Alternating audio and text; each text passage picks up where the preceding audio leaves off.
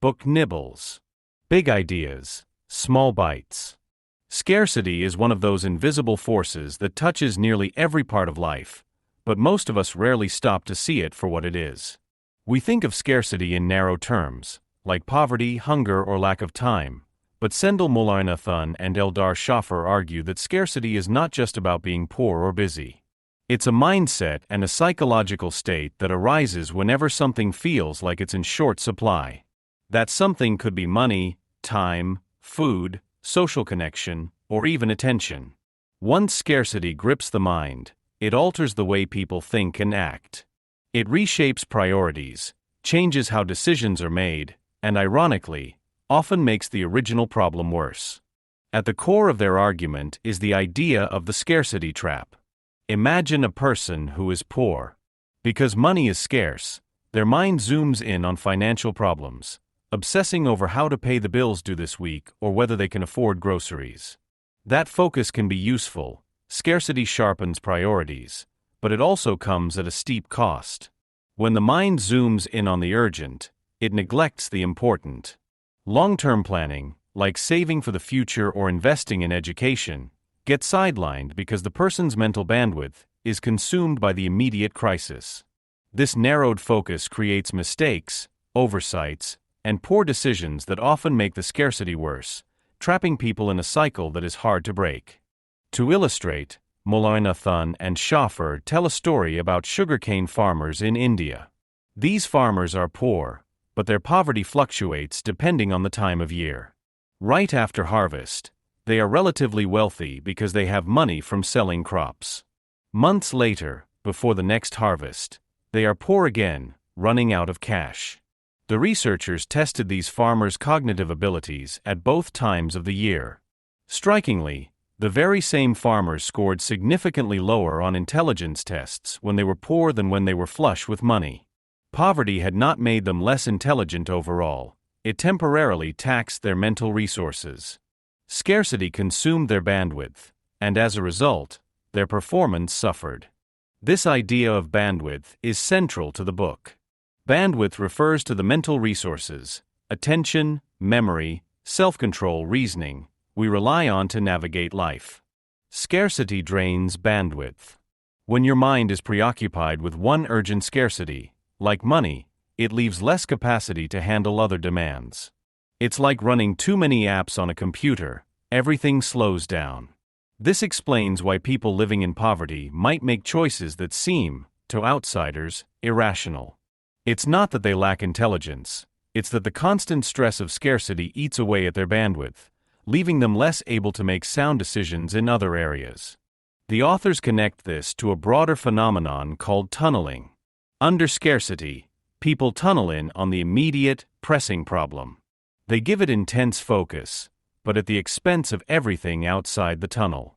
For example, someone facing an overdue rent payment might work tirelessly to scrape together the money, but in doing so, they miss a doctor's appointment, ignore a car repair, or forget to pay another bill. The tunnel vision helps with the immediate crisis but leads to neglect elsewhere, which then creates new crises. Tunneling is both a strength and a weakness. It helps people survive the urgent, but blinds them to the bigger picture. The book uses a range of examples beyond poverty. Consider the scarcity of time. Busy professionals constantly feel like they don't have enough hours in the day. As a result, they tunnel in on the most pressing deadlines while neglecting long-term projects that require deep, sustained attention.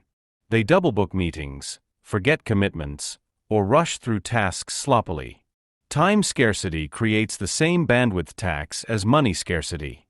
In both cases, the mind narrows, errors increase, and the long-term suffers. One particularly telling example comes from experiments involving short-term loans like payday lending. People facing money scarcity often borrow at shockingly high interest rates. To an outsider, this seems reckless. But in the tunnel of scarcity, the future costs feel distant and abstract. What matters is solving the urgent problem, paying the bill due tomorrow. This myopia isn't about irresponsibility, it's about the cognitive pull of scarcity, which discounts the future in favor of the immediate.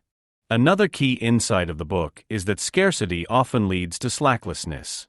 People with resources have slack in their lives. Slack is the margin of error that cushions against mistakes or unexpected shocks.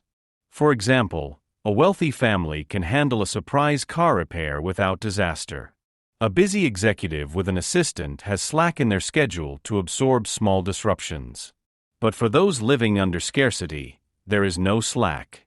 Every decision carries enormous weight because there is no room for error. A poor family missing a rent payment risks eviction. A worker with no free time who misses one deadline might lose their job. Without slack, even small missteps have huge consequences. This lack of slack also explains why scarcity perpetuates itself. When you have no margin, you are more likely to make desperate or short-sighted choices. Those choices then eat away at what little stability you have, tightening the scarcity trap. Mullainathan and Shafir illustrate this with the story of a man who takes out a payday loan to cover rent. He pays a fee to borrow $100, then repays it 2 weeks later with interest. But because his budget is already stretched thin, repaying the loan leaves him short again, so he takes another loan. Soon, the cycle repeats endlessly, each loan eroding his finances further. What seems like a solution in the tunnel becomes a trap over time. The authors also explore how scarcity shapes social behavior. Scarcity often creates a paradox. It can make people more resourceful and creative in the short term, but it also makes them more rigid and less flexible in the long term. People under scarcity are forced to innovate because they have no choice. They find clever workarounds, stretch resources, and prioritize ruthlessly. But this innovation comes with costs. Because the mind is consumed with urgent problem-solving, people under scarcity often miss opportunities or fail to plan for the future. One fascinating experiment highlighted in the book involved participants playing a simple game that mimicked scarcity. They were given a limited number of chances to earn points by playing rounds of the game. Those with fewer chances, scarcity, played more carefully and focused intensely on each opportunity.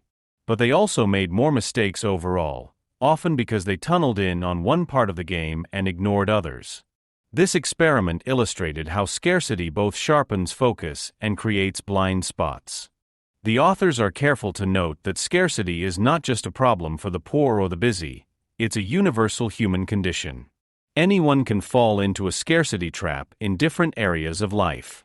A eater experiences food scarcity, and their mind fixates on forbidden treats. A lonely person experiences social scarcity, and their thoughts revolve around relationships, sometimes making them clingy or self-sabotaging. Scarcity, whatever the form, hijacks the mind in predictable ways. But the book is not all bleak diagnosis. It also explores solutions. If scarcity consumes bandwidth, then interventions should aim to protect bandwidth. One strategy is to design systems and environments that reduce cognitive load. For example, automatic bill payment systems help prevent missed payments, freeing mental space for other concerns. Similarly, reminders and defaults in public policy can ease the bandwidth tax on people dealing with scarcity. Another strategy is to create slack. This might mean giving people more resources up front, like providing cash transfers to the poor, but it can also mean designing programs that build in flexibility. For instance, microloan programs that allow borrowers to skip a payment without penalty recognize that people under scarcity need slack to avoid spiraling into traps. Time management strategies that block out unscheduled time serve a similar purpose for the time scarce. They create breathing room that prevents cascading failures. Perhaps the most profound lesson of the book is about empathy. Understanding scarcity as a psychological state challenges the tendency to blame individuals for their circumstances.